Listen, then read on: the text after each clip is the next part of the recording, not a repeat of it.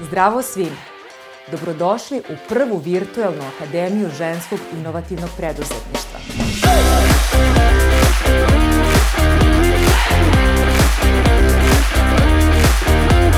Ovaj online prostor je napravljen za sve vas koji planirate da uđete u privatan biznis, ali imate 1000 dilema i pitanja. Šta je dobar proizvod?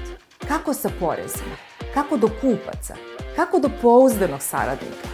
Kako ući digitalni svet poslovanja iako nisam kompjuteraš?